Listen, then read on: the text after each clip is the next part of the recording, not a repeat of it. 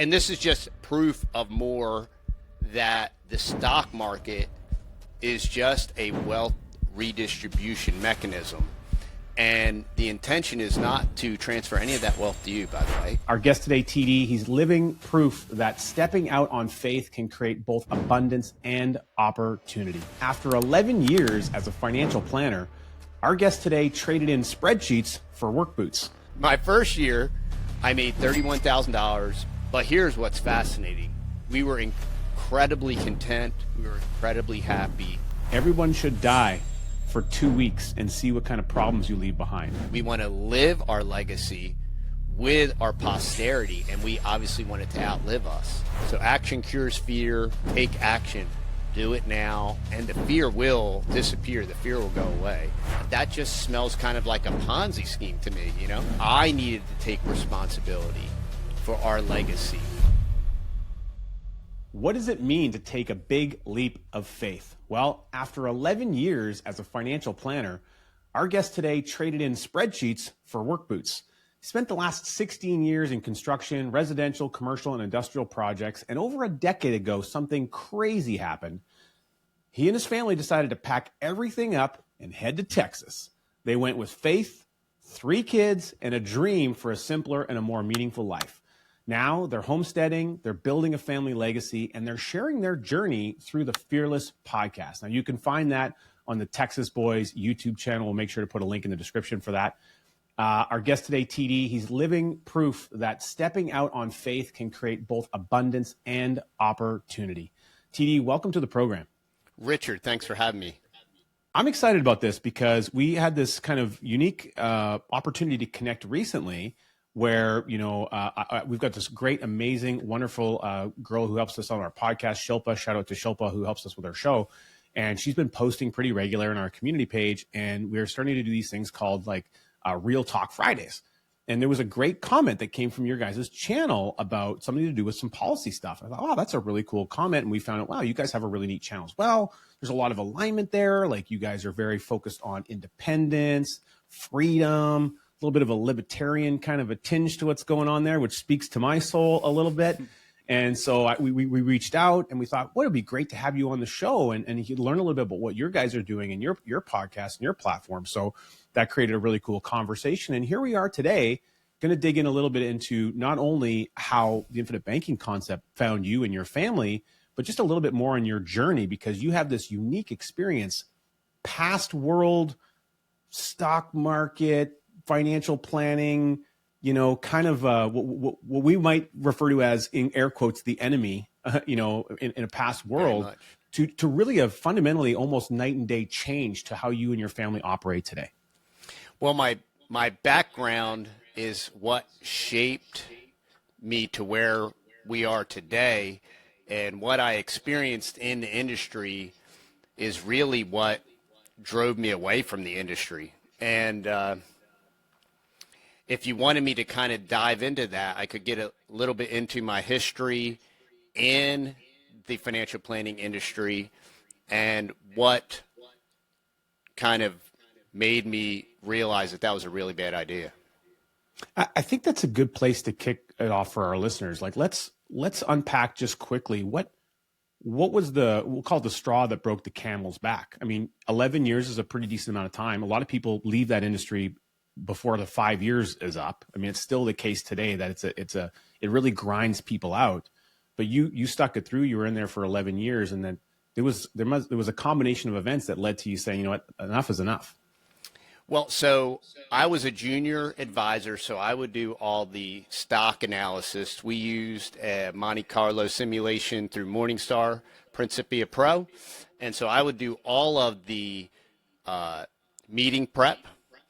And as I'm evaluating all these portfolios, I started noticing very nefarious things, in my opinion, just from a fundamental standpoint. And one of the main things that I noticed is I started noticing these 5-star funds, and what they were doing is they were backfilling their 1-star funds into these 5-star funds as major holdings, but the 1-star funds were outside of the asset class. So like ABC large cap fund, right? It's a 5-star and it's great. And one of its top holdings would be the 1-star ABC small cap fund. And I'm like, that doesn't make any sense from a fundamental standpoint. And really, that just smells kind of like a Ponzi scheme to me, you know? And so I started pointing this out. Like, our 1-star funds aren't doing very good. Let's buy some of their units with our bigger fund that's doing well. Yeah, exactly. Even though it's violating our asset class, you know? And it's like, how do you reconcile that? Like, how do you that 2-paragraph thing that says the fund purpose on how they're supposed to guide all decisions around the fund, it wasn't being met, is what you're getting at. Right. And so, and then the second question is, why are they doing this? And so, you know, I started having a lot of questions. I started seeing a lot of weird things. And as God would have it, I didn't necessarily decide to leave. I had some equity in a practice, and I was kind of forced out. And, you know, and just for anybody out there listening, you know, you have your plans and your goals and your long-term strategy. And many times, I always tell my boys, no plan survives first contact. You know, that's a military saying. And there's nothing truer in life than that. And I didn't necessarily decide to leave, but what happened is I got forced out right as the market was crashing. And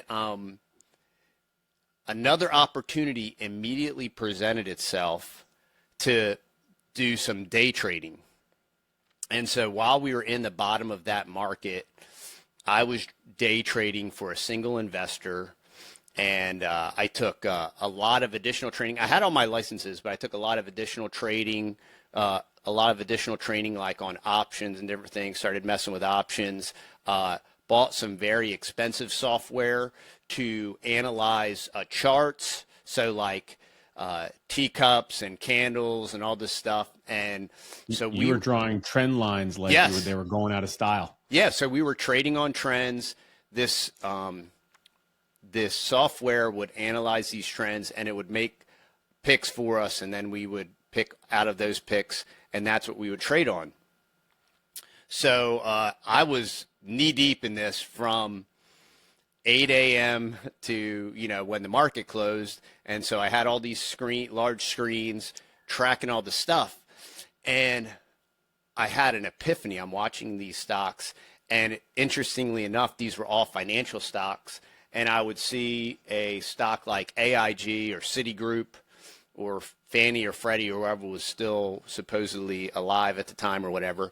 And I watched these stocks trade 9 million shares daily, and they would oscillate on a penny. So it would be 99 cents a dollar, 99 cents a dollar. And I'm sitting there and I'm like, wait a minute. I'm like, I could set up an automated execution, and we could automatically trade these stocks all day long, and for lack of a better term, like print money. Like if we could do this. So I went on Fiverr, and I hit up like 5 guys. I said, hey, can anybody make me an execution software that'll trade on a penny? And this guy in Finland or somewhere over there, he's like, $300, dude, no problem. So I was trading in Scott Trade Elite, so I called the help desk and I said, "Hey, what's our standard deviation on a sale or purchase?" And he said, plus or minus a penny. And I said, "Okay, well, what is it? Is it plus or minus a penny?" And he said, "Well, it's plus." I said, "So if I try to buy at 99 cents, like where am I guaranteed to buy? Plus or minus a penny?" And I said, "But I want the penny." I said, "I want the penny. I don't want to." And he said, "Well, you can't do that. You can't do that." He was like, "You have to have an institutional account." So I called Fidelity, and I said, "Hey, I want to open up an institutional account." And they said, "Yeah." And the guy I was trading for, we could do that easily, accredited investor and all that cool stuff. And I said, "Okay, so if I establish the account, what's the standard deviation? Plus or minus a penny?" And I said, "Well, the purpose for setting up an institutional account is like, I want to guarantee that I'm going to buy this at what I'm asking for it. And they're like, you can't do that. And I called like 4 big names, and everybody told me the same thing. So I started reading more. And for any of you that look into this or research it, you'll learn about the pre-market and how all that works, and basically the reality of it. And this is just proof of more that the stock market is just a wealth redistribution mechanism. And the intention is not to transfer any of that wealth to you, by the way. It is to transfer the wealth to the people that have the most of it. And they're going to pre-purchase anything you buy, which guarantees them a profit. So that was incredibly eye-opening to me. And that was number 2. And then number 3, I transitioned out of day trading into construction. Growing up, my dad was a general contractor, and unfortunately, as a young kid, I worked with my dad, and my dad worked very blue or no collar, and he worked very hard, sun up to sundown, 6 days a week. And I said, you know what? I'm not going to do this. Like, I'm going to go to school so I can get a good job, so I can get a good 401k or whatever. Look. And I obviously, in hindsight, I regret a lot of that. Long story short, I got into construction, and by the blessings of God, he allowed me to hire my dad, and my dad worked for me the last 2 or 3 years. So that was like this kind of like incredibly ironic and beautiful thing where I got to spend a lot of time for my dad and continue to learn from him and all these different things. But what happened is we went to look at a really large project at a custom home built by a custom builder. And this young kid who was, at the time, he was younger than me. He was probably 30 years old. And he had this bayfront house on the bay. And he's telling me, he's like, yeah, I'm going to remodel the garage. I'm going to put a 6-car stacker in here and all this stuff. And he wanted this huge wet bar for having like seafood blowouts in his kitchen with these fountains and stuff. It was crazy. And I'm like, and he's like showing me around the house, and it was all like smart home. And this was 15 years ago when smart homes really weren't a thing and everything. And this smart sauna and smart shower, all this crazy stuff. And I'm like, this is wild, dude. Like, where's this guy getting his money? And I said, hey man, what do you do? He's like, I'm a bond trader. I'm like, bond trader, huh? So I'm like, well, I know a little bit. So I'm like, I'm going to keep digging. And I'm like, you're a bond trader. I'm like, you make this kind of money. So he's like, well, actually, what I deal with is credit default swaps. And I said, hey, man, according to the news, like that's what crashed the stock market, credit default swaps. I thought they got rid of those. I thought they got rid of that. That's exactly what I said. Oh, no, man. He's like, they closed it for like 14 days, but he said it's a $14 trillion market. He said, there's way too many big people with big dollars. Like that'll never go away.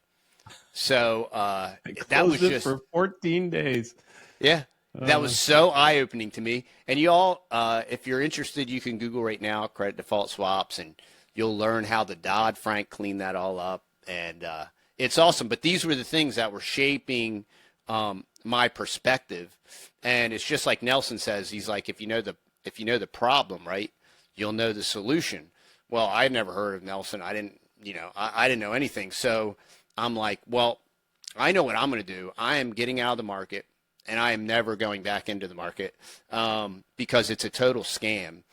And simultaneously, my wife and I kept talking about our future and our children.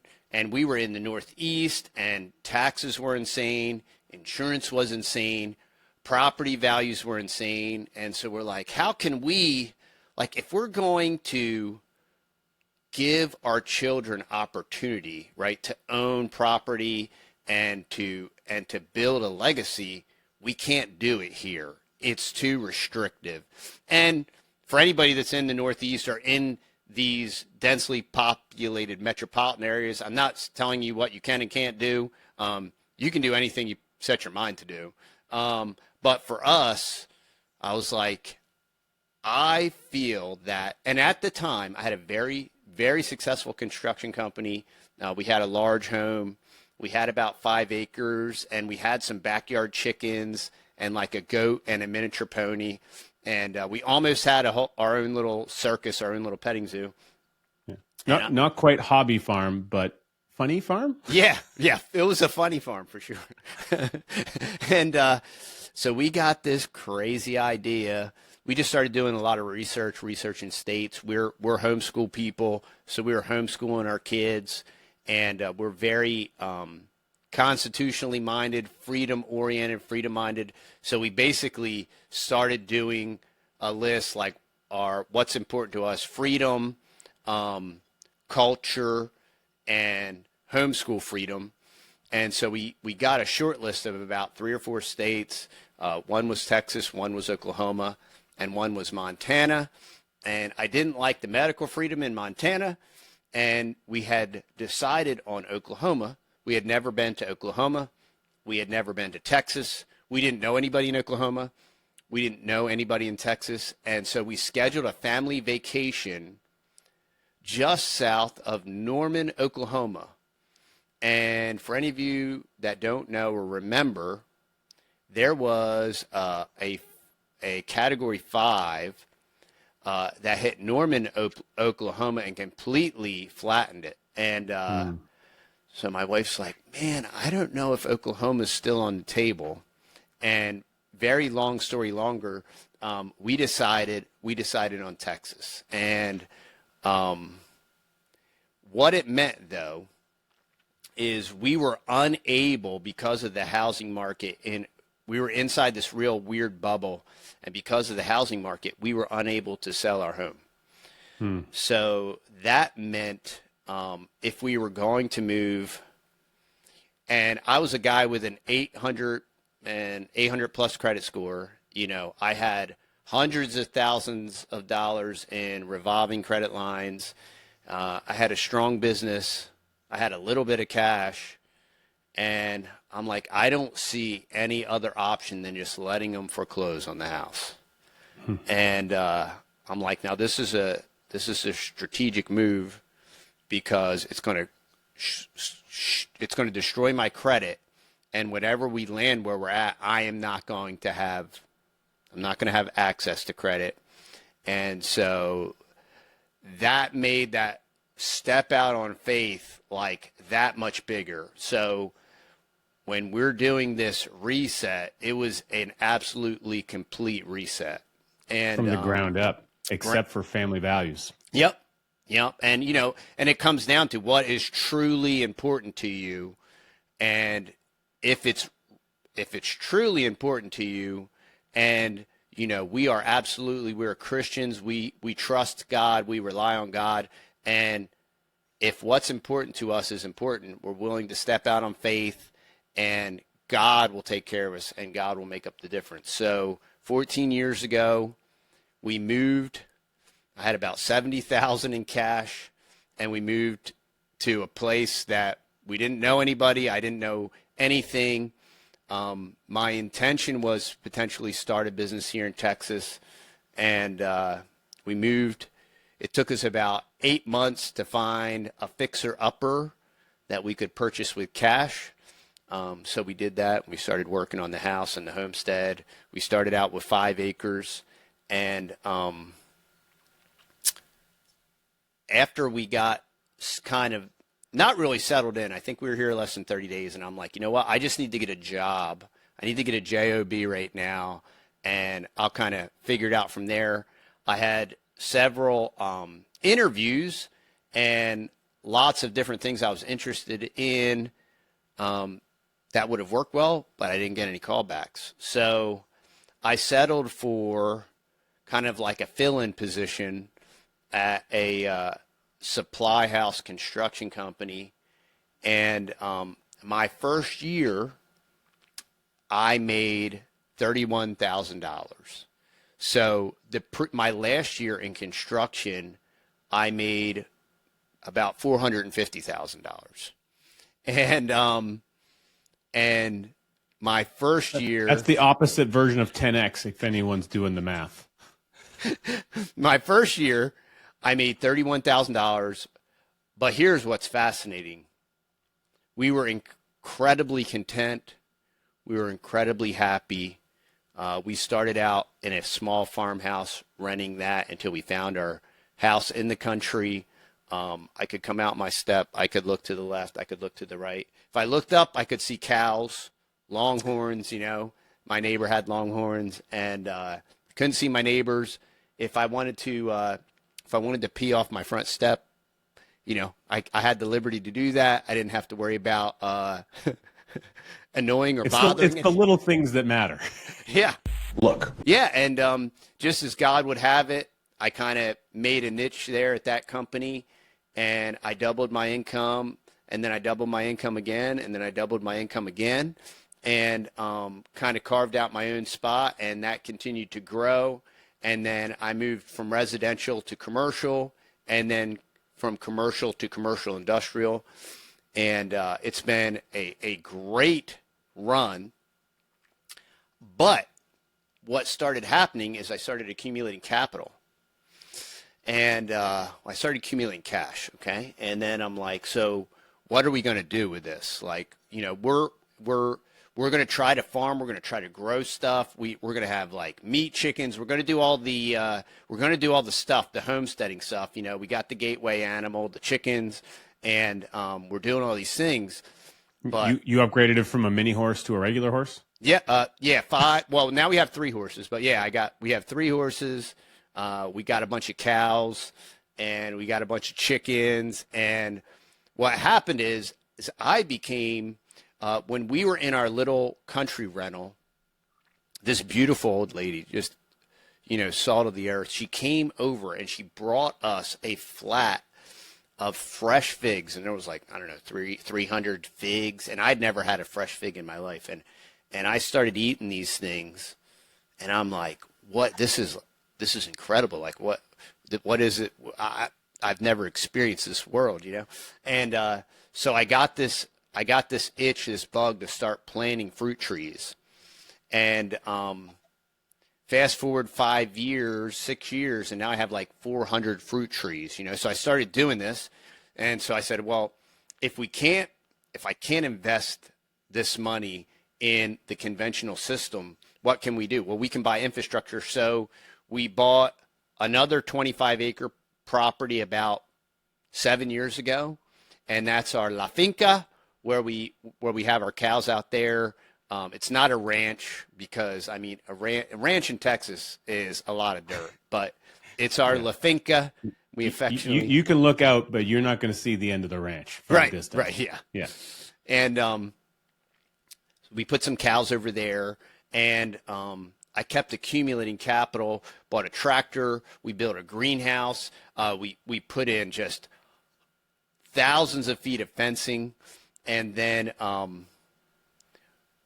we had an opportunity. We bought another piece of property. We flipped that property.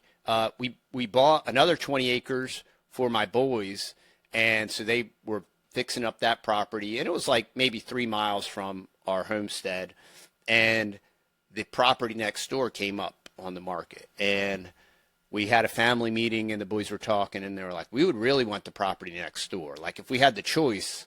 And so I said, well, if we sell the other property, we could buy the property next door. So we did that.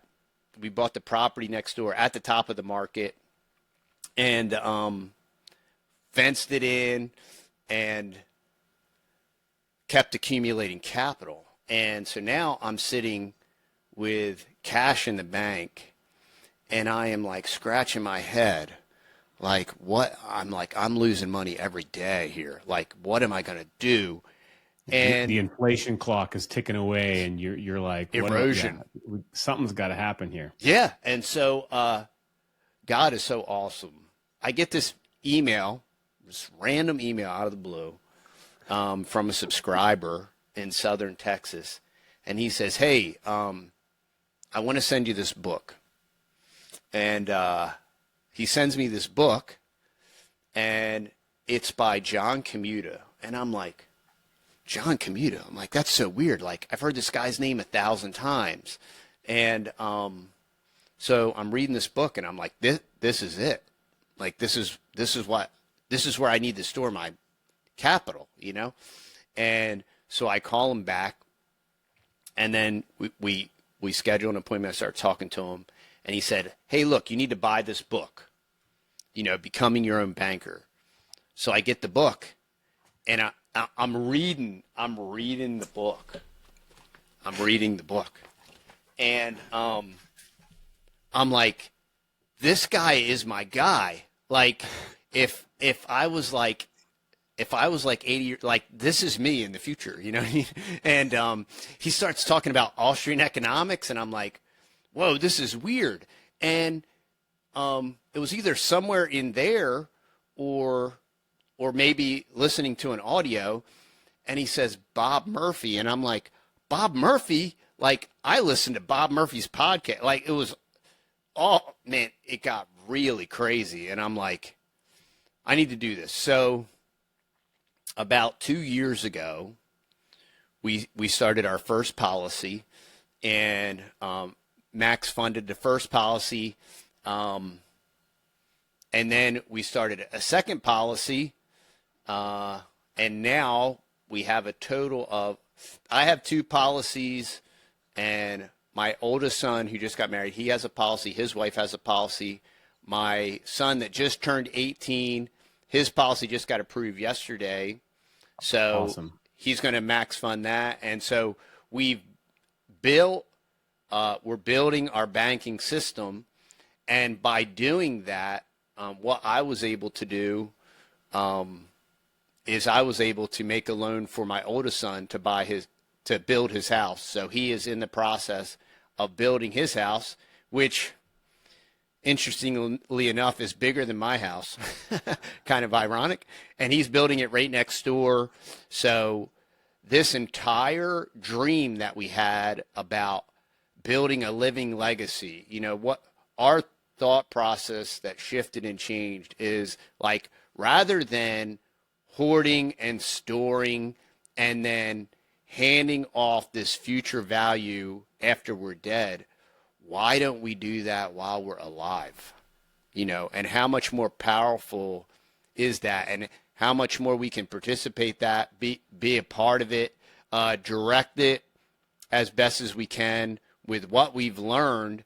And the infinite banking concept is the chassis, because I was very Austrian. I was very libertarian, and I knew that the problems that we have in society required a parallel solution, you know? So we always talk about parallel society, parallel community, and parallel economy. And you can't have a parallel economy without a foundation. And the infinite banking concept is the foundation for a parallel economy. And it just allows you to take control of that banking function and to warehouse it. That's what I'm reading right now, is Building Your Warehouse of Wealth. Building Your Warehouse of Wealth. It's a good book. Yep. And then I'm also reading Don't Spread the Wealth, and another book that you we're enjoy probably that one. talk about. I think your boys will like that one too. Yeah, it's great. And I really picked up reading again.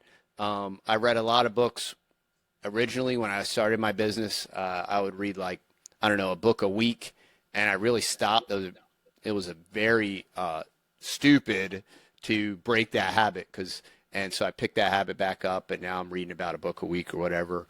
And because you have to rethink your thinking, you know, and the only way you can rethink your thinking is to have other people challenge your current paradigm so that you can shift and change that paradigm. That's why your podcast is so important, and other people that are doing what you do. Then there's a lot of other, I don't want to call them grifters or anything, and I don't want to malign them, but there are a lot of other people that pick up the infinite banking concept as like this kind of like buzzword thing, and they do implement it, but they're like, you know, you just stack this in your strategy. So yeah, invest in the stock market, right? But change the order of how you do that. And if you truly, you know, and this isn't a test of who's a real believer or whatever, but if you read Nelson, like the snakes and dragons are real, you know, and the power brokers are real, and you can't dance with the devil. If you dance with the devil, you are going to get burned, right? And the beautiful thing is you do not have to. You know, the beautiful thing is volume. It's not the rate of return. It's the volume. And what happened, right, is I started a policy, and I was so afraid to capitalize it, you know, like what if I lose my job? What if I can't pay this premium? So you start out and you're, you know, okay, well, I can do 20,000 a year or whatever, you know. And fortunately, we have the PUAs and all that cool stuff. So, you know, you're not, you have room for expansion. Thankfully, because I started out as a scaredy cat, and everybody will. I mean, I totally get it. And I was doing this infinite banking stuff. I made 3 private loans my first year, and I did very well. I made about lending to a third party, you mean? Yes. Type of loan. Yeah, and I didn't even know what I was doing, to be really honest with you. And I took my interest that I made off of that and put it back into PUAs. Okay. Which is following Nelson's principles, and that goes directly to the equipment financing example on, I believe it's page 54 of the book, or 56. Page 58, bottom of page 58. Actually, this interest is not really interest. It is additional premium and capital that has been paid into the policy that equals the interest being paid to the finance company. So you took heed and actually implemented exactly what Nelson is suggesting that you do. And interesting enough on that note, so I made these private loans, and as I was getting paid back, I was paying down the loan. And I just text my my IBC guy, and I said, yeah, so I'm paying down the loan. He's like, well, that's one way to do it. And I was like, what do you mean? He was like, well, you could always buy paid up additions. And I'm like, okay. So I took the money back out. I took another loan that I just paid back in, and I bought PUA with it. And that's when it clicked. I'm like, oh, I get it now. And I'm like, oh, wow, I should have scheduled a larger initial premium, you know? And so I opened up a second policy. Max funded that, maxed out the PUAs and all that cool stuff. And then my son started talking to me about he wanted to build this house. And I said, okay, let's make a loan. I gave him a super sweetheart deal. So I know most guys would probably be charging, being a little bit more of an honest banker with their son. But he's got a policy now. His wife has a policy. And you will not it is more caught than taught. You will not understand it, I don't think, until you start doing it. And then once you start doing it, you'll be like, oh yeah, you know, and that it is. You've created a financial energy ecosystem though. So, yep. you know, he's going to make payments to you, and it's a construction draw mortgage basically. So he needs money for more material or this. So every couple of weeks you're taking a draw or a policy loan, really. Like you don't have to take the whole lump sum while the whole build happens. You're just taking pieces of it, but you're tracking as that builds up, and he's going to be making payments on the total balance, right? So it's not really any different than how any other new construction home would get done. The difference is who's controlling the keys to the kingdom. Exactly. And what direction is the energy flowing? It's flowing literally across the fence. Yep.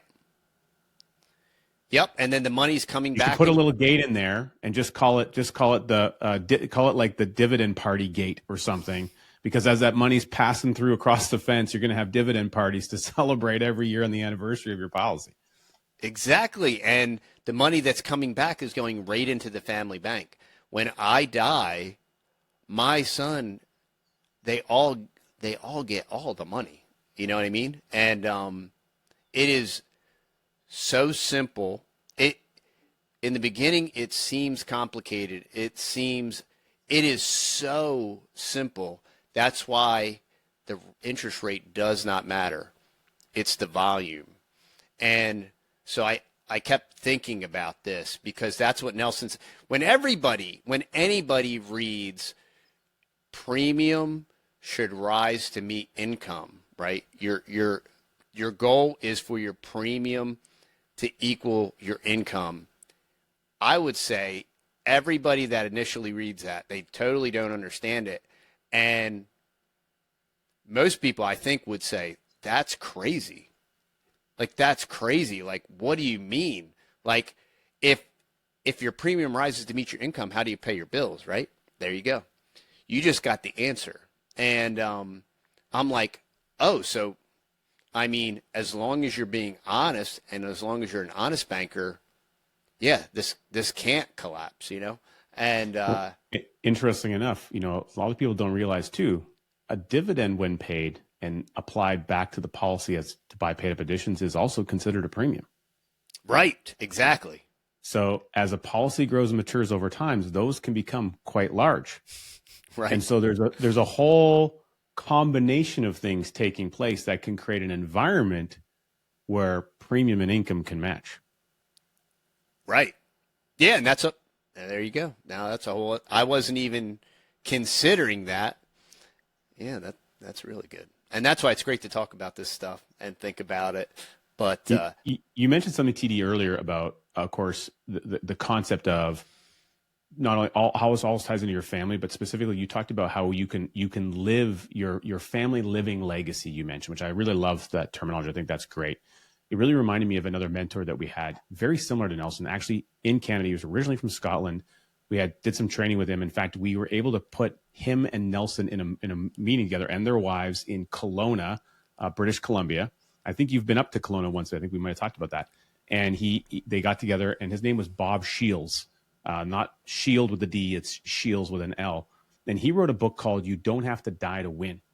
And he talked about creating your future operating line of credit. So it was very similar, two guys, similar ages, using the power of whole life insurance to create a financial system of implementation. And Bob would say, it's for living, not for dying. You have to use it. The living benefit.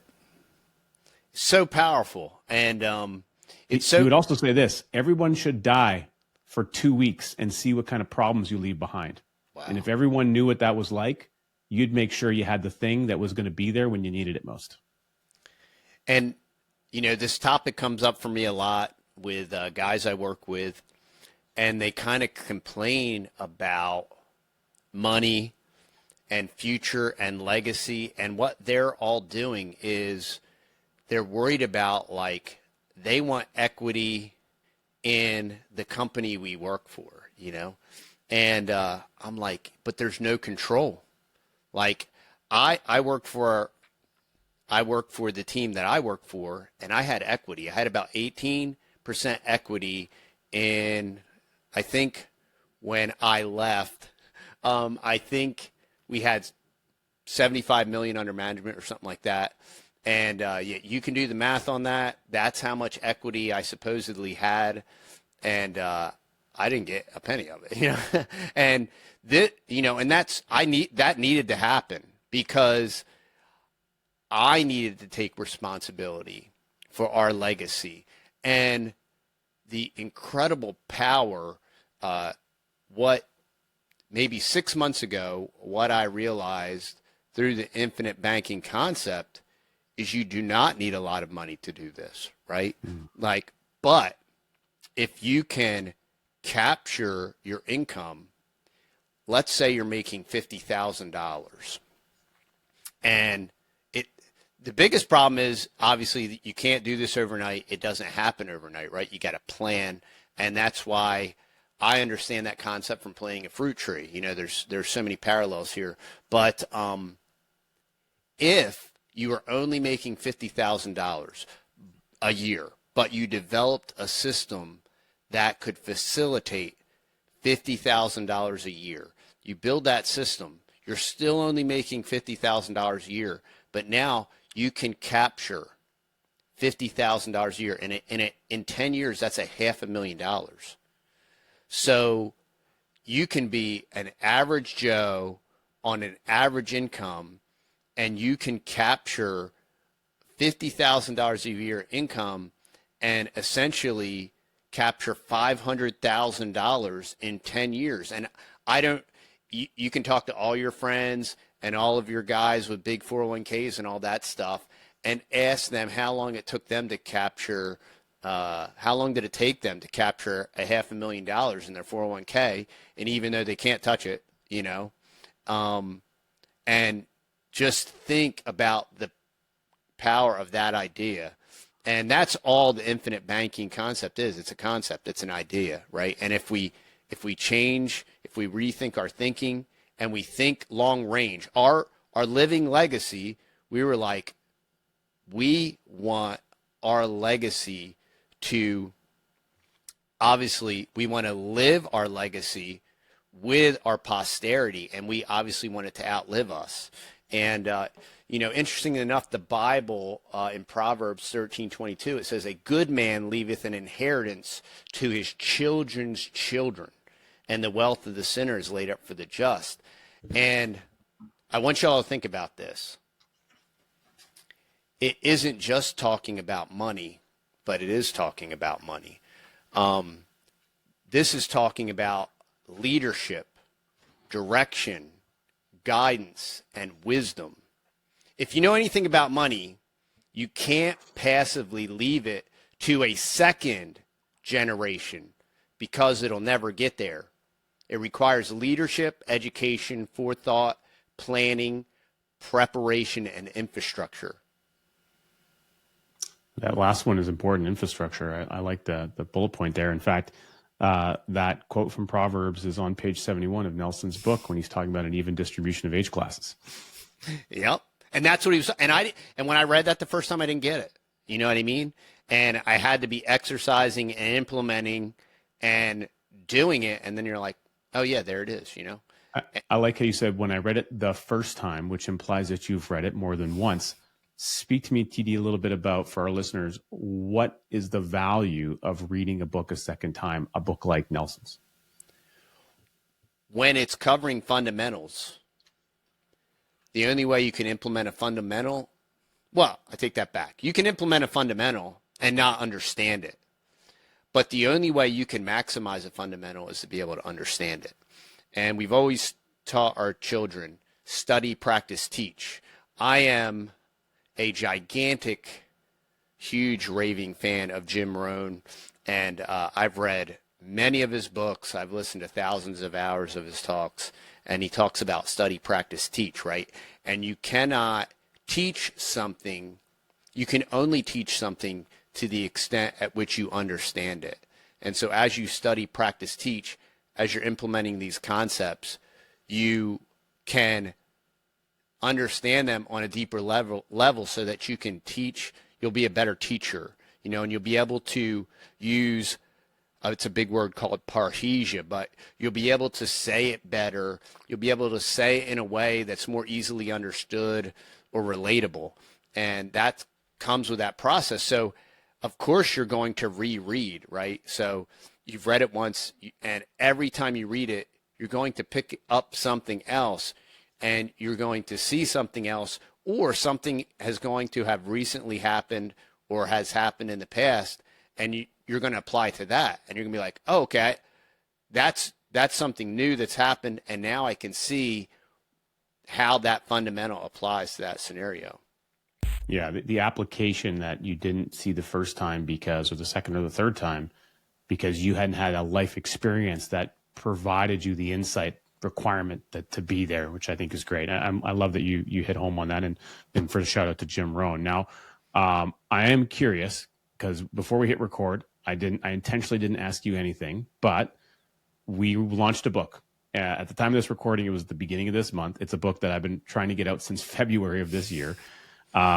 Amazing, mostly written by the amazing Dan Allen. a great, amazing member of my team who's been on the podcast many times. Shout out to Dan Allen. This book is called Growing Your Own Capital. Okay, so you can go to growyourowncapital.com to get a copy, Growing Your Own Capital. Now, you got basically an advanced copy, TD, of this before there was a physical one that could be shipped out to you. So he's got it all printed out there. And I thought, what a really, this is kind of inspired by Nelson, actually, because Nelson would see things. He's like, well, by golly, what a golden opportunity we have here. And here I'm speaking to this guy who's got this kind of hobby farm, growing farm operation. You've got products to sell on your website from your farm, which is amazing. And I'm like, well, this is a guy who moved to Texas, who's living in a farming community. You're talking about longhorns and things and ranches. I wonder what his take on this book would be. So I have no earthly idea what your take is going to be, but I'm very curious to hear what you think about growing your own capital. So I had mentioned earlier about how IBC correlates to fruit trees, right? And there's a saying among agrarians, like, when is the best time to plant a tree? And the saying goes 20 years ago. And when's the second best time to plant a tree? Today, right? And the beauty of the book, Growing Your Own Capital, once again, we were just talking about, right, how you don't fully understand things until you have an experience. And the correlation between agrarianism and planting, sowing and reaping and waiting, right? All those correlations are so perfectly illustrated in this book. And then also how you finance that, right? Because that's always the catch, right? Farmers, we all hear people talk about there's no money in farming.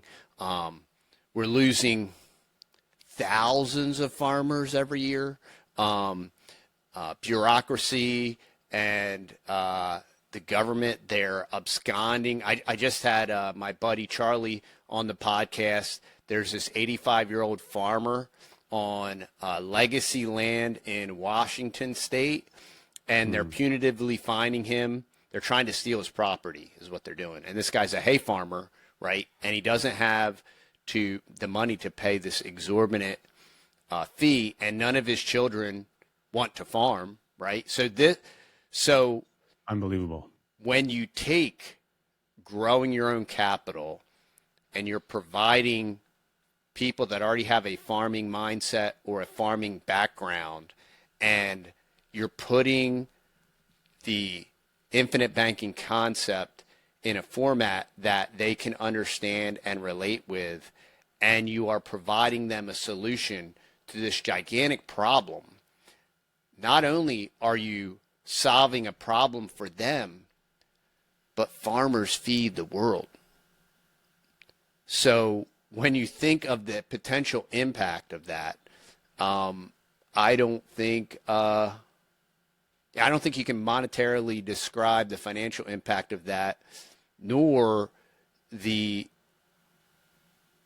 benefit for humanity that you're providing. You're providing a financial solution and a financial perspective for the people that are growing our food. Well, you also mentioned you're reading Building Your Warehouse, A Wealth, which Nelson was really proud of the tagline for that one. That book, I remember when he was talking about the book coming out, he's like, but get this, the subtext is, a grassroots method to ending fractional reserve banking. And I'm like, and he was just like tickled pink. He was so happy to talk about that. And so your Austrian mindset, the kind of taking control, the parallel world, the parallel economy you talk about. And so then we're bringing it to farmers. You're mentioning, okay, they feed the world. And it's like, it really, to me, is the grassroots connection of a lot of what Nelson is talking about. And, in our new book, there's a couple of things I'm particularly proud of, but I'm curious, what did you think of some of the ways that we relayed the concept? Like, as an example, we talked about a storage facility, but we related to a specific type of storage facility, the family grain bin. And how did that connect with you? Yeah, it's perfect. I mean, it's something that a farmer can relate with, whether you are raising cows, right? And you have a grain bin for your cattle feed or whatever you have in your grain bin, whether what you have in your grain bin is actually your end product, corn or soy, even if you're, a more industrial type farmer, or maybe it's not a grain bin, maybe it's a cold storage, maybe you're a dairy farmer, but the analogy is perfect.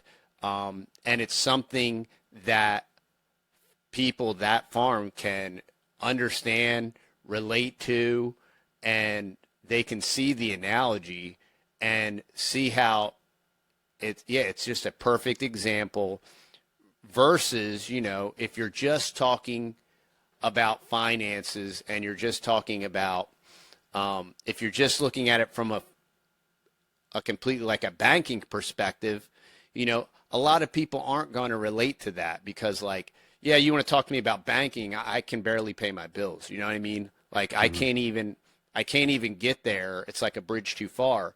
But when you can bring it down to a grassroots or an agrarian level, it makes it very relatable. And yeah, I'm just a poor farmer. Well, you got a grain bin, right?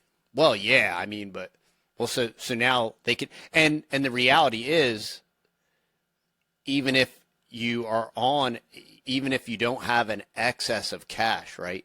There's still a starting point.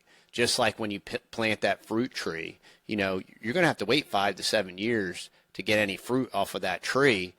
And it's so interesting how that policy break even is like right there in that fruiting period. And, there's all these different parallels and these different parallels that you make in the book that it's because truth is universal. Truth is true. And you will find how nature and creation and all these different fundamental truths are similar because it was designed that way. No, Nelson would say, when people would say something, well, it's going to take a long time. He's like, well, so what? The time's going to go by anyway. Exactly. and that's true. I'm like that. Well, time is how compounding works. You can't separate compounding from time. And with the grain bin, it's also interesting because you said capital a few times. We've talked about capital. When it comes to the grain bin, whatever's in the grain bin, whatever the product is that's in there, that is a form of capital for the farmer. It's, if you were to look at the balance sheet of a farmer, what they've got in inventory is a form of capital. And capital isn't money. This is where people, they hear the word and the association to money is. Capital is a resource that could be translated potentially into money. But in order to do that, it needs to go through some transactional element. Yep. You got to take your grain out of the grain bin, put it in the grain truck, drive it to the market, have it taken out, and then it's got to sell in the open market. That's how that works. And so there's several steps involved. That's the transactional process of selling on the market. Well, taking a policy loan, having it land in your bank account, deploying that policy loan, which is real cash now, not your cash, the insurance company's cash, redeploying it to construction materials for your son's house. That's the same as the process of taking the grain out of the grain bin, putting it in the truck and driving it to market. Exactly. Yeah, and that's the beauty of these fundamental truths. They're ubiquitous. And whatever industry you're in, and that's why Nelson says you need to be in two businesses. You need to be in the business that generates your income or revenue stream, and then you need to be in the banking business. And the reality is that all of us can be in the banking business if we use this concept. And what I always like to point out is banks never lose, right? And the only time a bank fails is by design. And just look up TARP, y'all. The only time, think about it, right? If you can. James Dyke, who we've had on the podcast a couple of times, got some great stories about bank failures and the big system. And I know you've listened to a few of his conversations, probably with James. Actually, he was just on James's James Nethery's show recently, and so I haven't listened to that episode. But yeah, Barry's an interesting character. I've had Barry on the podcast twice now, and he affectionately refers to it as the asset management industrial complex, and I couldn't think of a better term. I first met Barry, I think it was in 2012 or 2013, and it was at a Nelson Nash Institute think tank, and he was promoting the new book at the time was The Pirates of Manhattan 2. Yeah. And Nelson, he came up and spoke, and Nelson introduced him. And Nelson said, with what this guy's put in this book, we should make sure we might have to take up a collection to make sure we can hire Secret Service to protect us, man. Yeah. You know, because he's opening it all up for everyone to see what's really going on, and it's a complex book. You can get really into the weeds on what's going on there. And I have a copy, and I'll be honest, I haven't gotten into the weeds. It's a signed copy from Barry, but just to have the reference material of what is going on in the background with all of these intertwined corporate interests and things that are taking place in the financial sector, in the hedge funds. Some pretty interesting stuff back there. His research, he's got Pirates 1, Pirates 2. He's got Retirement Ruse, and it's all stacked with. And this is why I mentioned earlier about these other guys that will use the term IBC and say they're IBC practitioners, but then they still kind of promote the kind of mainstream ideas. Is like, you can't read Barry's material and then dance with the snakes and the dragons. Like, you're asking for it. Like, and I mean, some people might think that they're smart enough to like not get bitten by the snake or breathe fire on by the dragon. But, I think it's a fool's errand, and it's completely unnecessary. Like, I don't understand if you would do the infinite banking concept. The entire concept is to mitigate risk. The entire concept is to mitigate risk. And then you'll reinsert all this additional risk. You'll put your capital at risk. And take away most of your liquidity, because if you're doing that, you're probably stripping out your liquidity. So you're not leaving yourself a fallback, because you're probably not repaying loans back properly. Yeah, and you're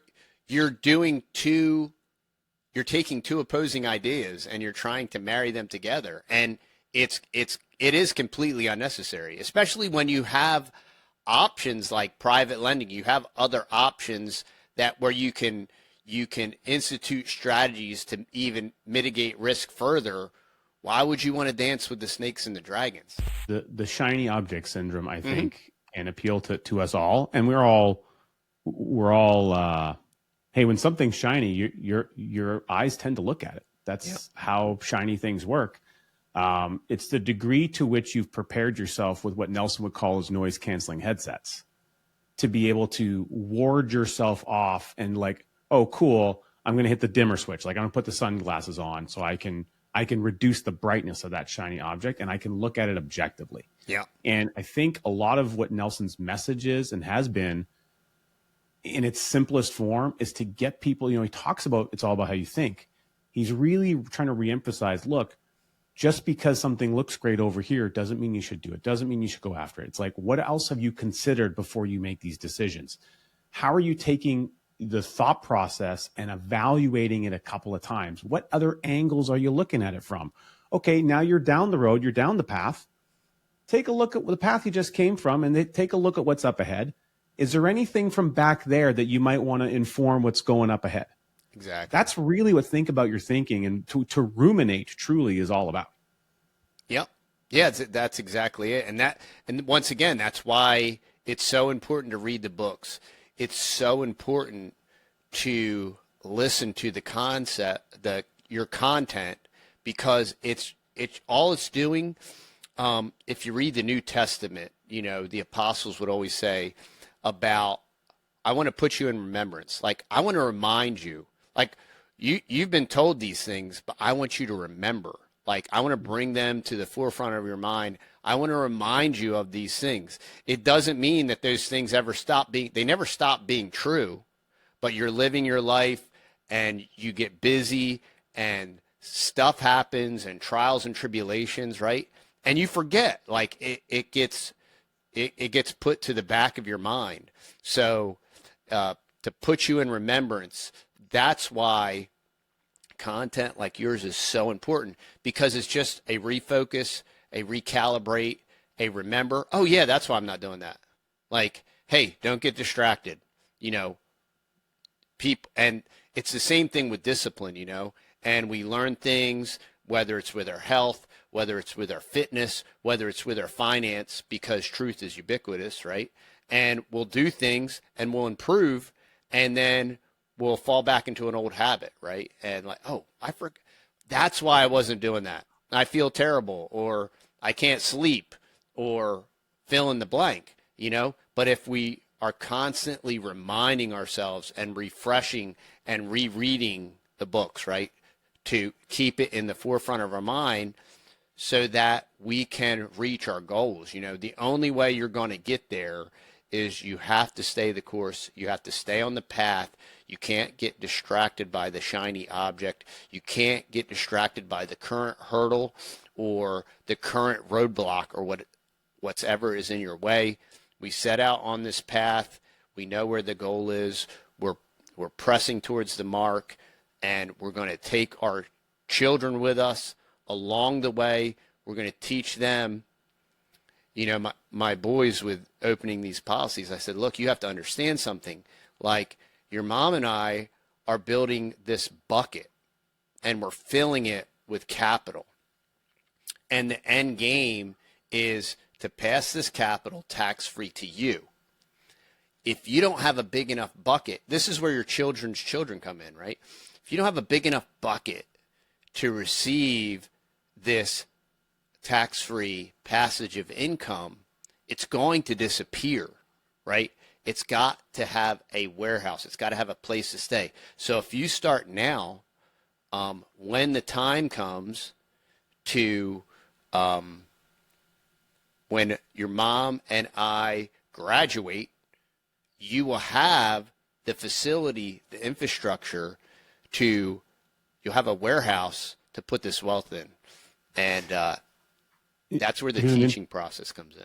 Here's an interesting tidbit that you'll appreciate, because it's actually unique to your situation today, as you've described it. You know, your oldest being married, which congratulations. Thank you. And that means that probably in the non too distant future, there's going to be some grandkids entering your world. In a month or two, yeah. Okay. So we went from potential to imminent. Right? Yeah. And with it, this is an interesting thing that I learned from Nelson. In fact, I don't remember where we were. It was at one of the think tanks, or it might have been when we were recording the documentary film that this kind of came up. But Nelson shared a story about where they ran into a problem, a challenge. And Nelson he got a policy issued, I think maybe 2 months, 3 months before he passed away. Wow. It wasn't on him. He was getting policies. He was just getting them and giving them away. He says, you can't take this stuff with you. He said the best estate plan is to have the final expense checks bounce when you're gone. That's what he wanted to have happen. That's awesome. So he was getting policies on his great grandchildren. And I believe at the time, before Nelson, you know, again, miss him so much, he passed. I believe he was on great grandchild number 6. And every once in a while I get a picture of him with like a newborn great grandchild. He's like, oh, got a policy issued on Jeb, you know, today and stuff. Right. And so anyway, so he got these policies, but what they started to find out is they couldn't get the death benefit issued because Nelson wanted to get a policy for $2,000 a year. The grandparent wanted to get a policy for $2,000 a year, and the parent wanted to get a policy for $2,000 a year, and they weren't going to issue that much death benefit. And the insurance company has to manage that. Like technically, no one's supposed to get wealthy from insurance. It's not a function. It's not a person. It's a replacement value for a lifetime of future income and earning potential and asset potential. That's its real function. It actually solves a social good. It is one of the first and original free market social programs. It is probably one of the premier only instituted social programs that exists, other than tithing to your church. Yeah, that's the beauty of reading the book. Nelson's like, do Social Security, obviously in its current form, whatever that even is or means, is not going to be there, right? And this is a permanent It's solution. not particularly social, and it's not very secure. Exactly. And so if there's a solution that can be resolved, $2,000 a year.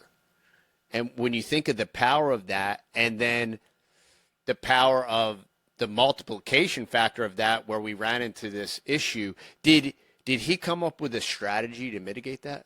Well, here's what they learned. So a couple things. Number one, there's certain like limitations with the insurance company, and they go through filters. So you're just going through the filter of, okay, will we accept it? Will we accept it? Will we accept it? And eventually you get down to the health and all those kind of things. Well, one of the filters is, in general, they will not issue death benefit coverage that is greater than 50% of what the parent has. Okay. So that's one of the first filters. Okay. So in this case, which is the parent? It's the parent of the insured person, which is the child. So in your scenario, as the grandparent, how much insurance does your son and daughter-in-law have to determine what you can do on the grandchild? Oh, that's beautiful. And now I'm going to take you ahead in time. We're going to go 24 years into the future, 25 years into the future.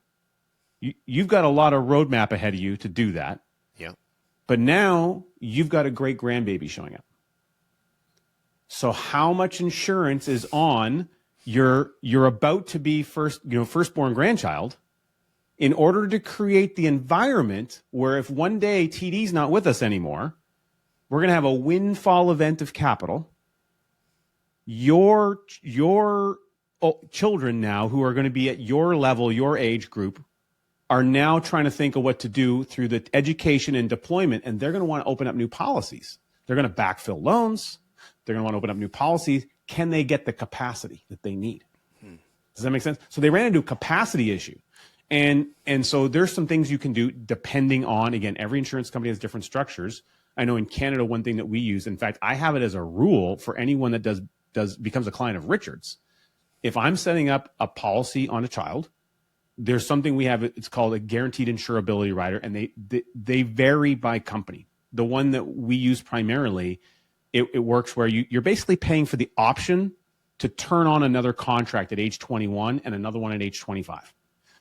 The maximum they'll give you is up to 500 grand. So 250 at age 21, 250 at age 25. It's a smoking deal. Costs you maybe $100 a year. Wow. You don't get anything for the lifespan up until that point, but you're paying for the privilege to turn on another policy regardless of health condition or financial insurability, because both health and financial insurability matter to get a policy. So if you've maxed out the kids' insurance and they're at age 21, they're in school, they're not making any money, mathematically they can't get any more insurance. An insurance company won't give them any more, but we're creating a position to allow you to grow your family system regardless. So when we talk about like structuring these things, there's so many layers in the onion that we get to peel when we're thinking about a really long future. Nelson taught us, he says, you got to think 70 years down the road. You got to learn how to think beyond your own lifespan. And the moment I heard him say that, I was like, it was like a little explosion went off in my brain. I'm like, I didn't know that was possible, but now that I know that it is, how am I going to approach my worldview now, considering that it is possible to think beyond my own lifespan? Look, after a lifetime of work, what is it that your kids are going to inherit? Is it going to be opportunities, or is it going to be debt? Is it going to be a tax bill? What are they going to end up with? Our book, Don't Spread the Wealth, right here, shows families how to protect what they've built so they can pass it on the right way, the way that you want, you care about, with your value system intact. Click below, we'll send you a copy direct to your inbox. Start building your legacy today. How much better would society be, right, if everything wasn't about like McDonald's, if everybody didn't have this like McDonald's fast food mentality, and we just all thought, if we all thought long range, a lot of this petty stuff would disappear. And a lot of this social engineering that's going on with the psychologists and all this stuff that we're exposed to, would really kind of vanish. Interestingly enough, though, you see the reason to do something now, to act now, if, my son and his wife, by proactively doing something now, they're actually ensuring that their child will have more insurability, but it's because they're doing it now. If they wait, if you wait, it's too late. And just the unbelievable power of a lifetime, a literal lifetime of compound potential. It's not feasible for a kid under 10 in general to even know that compound interest works. Sometimes you can get there, but it's very, that we're talking about the farthest stretch of the pendulum of the societal element of human beings. And so they've lost 10 years of compound potential. Well, if they're going to live to 90, 95, or 100, what does that 10 years of potential mean? We're not talking a small amount here. We're talking hundreds of thousands of dollars that we can secure within 16 days of a child being born. That's one of the most beautiful gifts that the life insurance industry provides that doesn't exist anywhere else on the planet, as far as I'm concerned. It is unbelievable. And if instead of paying for social programs, the government just chipped in $500 a year that you could apply towards a permanent whole life insurance policy on any child born, we could, in 1.5 generations, we could completely revolutionize the financial landscape that exists in both of our nations. Yeah.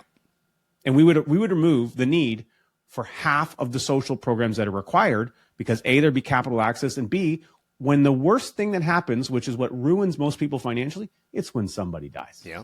You're right. The money would show up to solve those problems, and you wouldn't need to go and beg the government to solve it for you.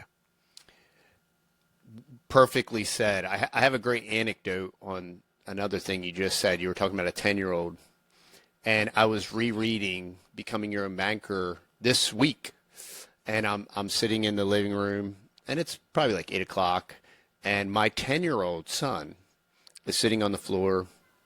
He's playing with something, and he looks at me in the chair, and he says, "Hey, Dad, when are you becoming your own banker?" And I'm like, "You can read that?" He's like, "Yeah, I can read that." And he sat down next to me, and he started reading. And the next night, so I was messing with him the next morning. I'm like, "Hey, Jed, did you read that book? Did you finish?" He was like, "No." He was like, "But I'm supposed to read today, so can we sit down and read the book?" And I'm like, "Yeah."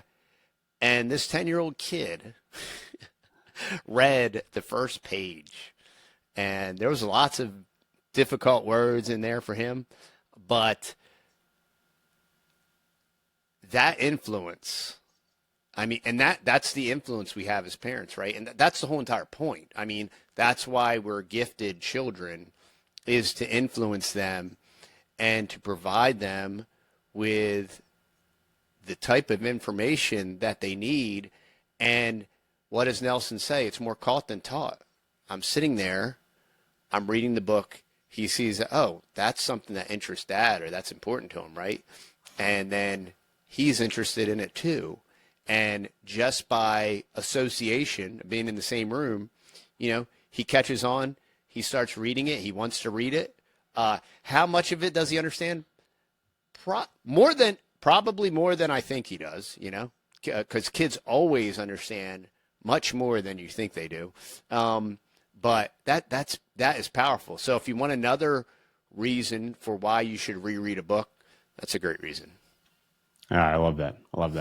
TD, this was a ton of fun. Thank you for spending so much gracious time with us and giving us a real peek back at your unique life experience and a look forward as to what's coming up for you and your family and the Texas Boys channel. Of course, we want to make sure everyone checks out the Fearless podcast. In closing, I'd love to know, again, you've got these really cool, and anyone watching on the video, you see you got this cool wall full of license plates in the back. Not something that you would see a cape hanging on anywhere, and you probably don't wear one when you're walking around the farm. But who is it that you'd most wish to be a hero to? Obviously, my children, and that requires time. It requires intentionalism. The reason we chose this lifestyle is to slow down, to be intentional, to invest in our family, to be less distracted by all the shiny objects, and then simultaneously provide for them and build a future for them. And a lot of people, they want to be distracted and well, maybe we can vote for change. Maybe we can, this next time around and this next 4-year cycle, if we vote hard enough for the right person, things will change. But you have to be the change. You have to make the change. You can make it today. You can plant that fruit tree today. You can start that policy today. And inside the IBC model, the flexibility of premium is so flexible and incredible. You don't have to fear of like, well, what if I can't, what if this happens? What if that happens? What if I can't fund it? There are quite literally thousands, maybe hundreds of thousands of options available to you to meet those challenges if they arise. But the reality of that, fear, it's always fear of the unknown. And the reality is none of those things are going to happen. The reality is that 10 years are going to pass. And none of those fears that you have are going to happen. And what's going to happen is that fear is going to prevent you from taking action. And you're going to be 10 years older. And I always worried about these 5 things. None of them happened, but now you're 10 years behind. Now you're 10 years behind the curve. Now you have lost 10 years of compounding. And basically, this is a microcosm of life, right? So action cures fear, and take action. Do it now. And the fear will disappear. The fear will go away. That's why we call our podcast the Fearless Podcast. We want to talk about stuff that matters, and we want to inform people, and we want to help people take action and not wait for bureaucratic agency or someone else, but to implement your own plan and your own strategy and get started. Well, I love that. And speaking of that, one of the action steps you can take is you can get a copy of this book, Don't Spread the Wealth. We'll even deliver it right to your inbox for free. Plus, you'll get a copy of the audio if you want. Go to don'tspreadwealth.com. That's don'tspreadwealth.com. And I love what you said, TD, about exercising your democratic power of the vote. Now, I choose to exercise my democratic power of the vote by voting to exit the financial system as we know it and choosing a different path, a path that was outlaid by Nelson Nash in an Austrian-minded world. His concept has been often explained as Austrian economics in action, because you have the concept of what those economics mean in human action, but then you have the action of putting it into practice conceptually, which is the infinite banking concept. And so that's where those two things really meet. And by voting, by participating in that, you are separating yourself from a system that creates inflation, manipulates the money supply, and generally isn't really your friend. That's my belief. And I learned that from Nelson. And God willing, you take that action step to heed and you go and become your own banker.